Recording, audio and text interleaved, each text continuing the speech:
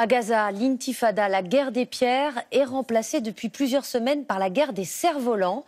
Des manifestants palestiniens utilisent en effet ces ailes d'ordinaire poétique qu'ils chargent de bouteilles de combustible pour incendier les terres israéliennes.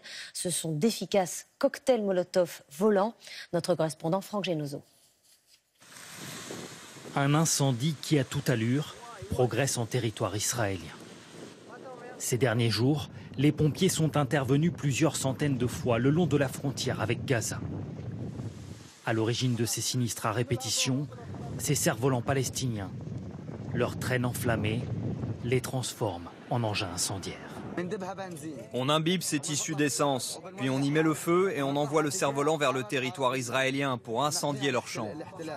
Ce qui pourrait n'être qu'un jouet devient alors une arme, facile à fabriquer et bon marché, expliquent ces Palestiniens. Un cerf-volant ne coûte pas plus de 2 € alors qu'il peut leur coûter des millions d'euros de dégâts. 2500 hectares sont déjà partis en fumée, plus d'1 million d'euros de dégâts. Hier, le feu s'est même dangereusement approché du campus de la ville de Sderot.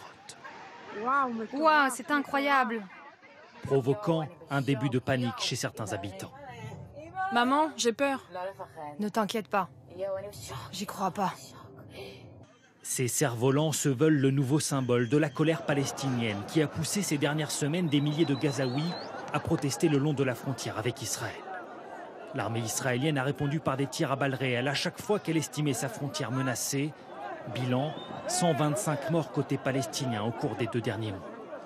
L'armée israélienne a aujourd'hui diffusé ces images de drones chargés d'intercepter les engins incendiaires au-dessus de sa frontière. 500 cerfs-volants auraient d'ores et déjà été mis hors d'état de nuire, comme celui-ci, accroché en plein vol par un appareil israélien. Des drones qui resteront en alerte dans les jours à venir, en particulier ce vendredi, pour une nouvelle journée de protestation palestinienne à haut risque.